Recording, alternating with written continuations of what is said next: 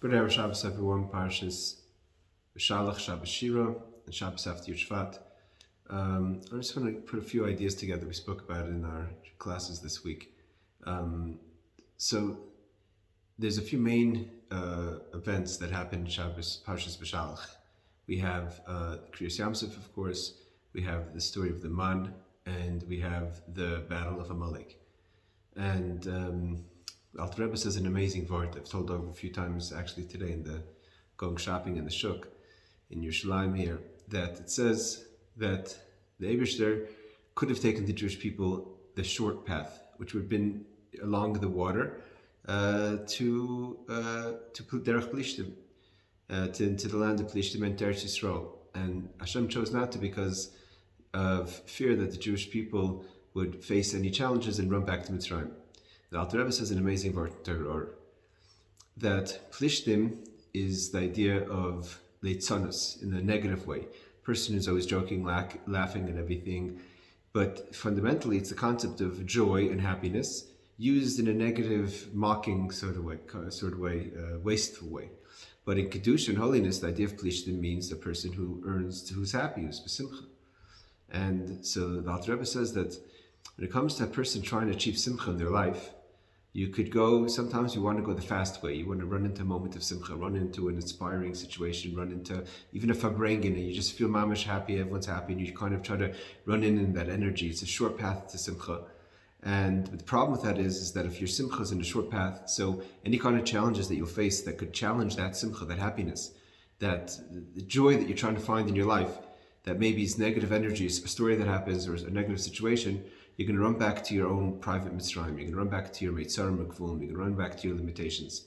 And you're going to be back where you started from. And in order to get real simcha, that you had to take the long path. The Jewish people had to go all the way around. And the Alter Rebbe says that's what it means, Ivdu es Hashem b'simcha.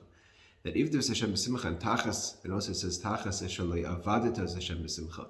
The word avoda doesn't mean that you served God with simcha, but it also means you serve God to achieve simcha. When a person makes it a mission, an avodah, to reach simcha in their life, happiness in their life, then not only won't you fall back in a time of such of challenge, or if something challenges that actual simcha, but actually because you earned the simcha and you worked on the simcha and it's an avodah, it actually is a tool to actually deal with the situation. And going further into Kriyas Yamsuf, the Alter Rebbe says another amazing word. He says that it says sus v'rachvoi, that the horse and the rider were thrown into the yam.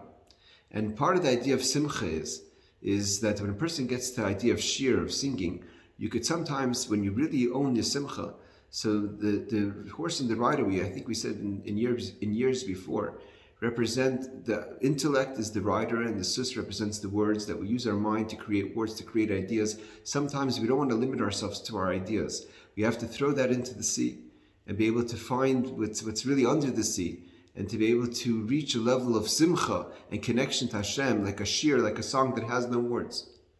And from there we go into the story of Man. The Rebbe says in Maimer in 1937, also based on the Torah of this week, that the Man is lechem min hashamayim, is bread from heaven.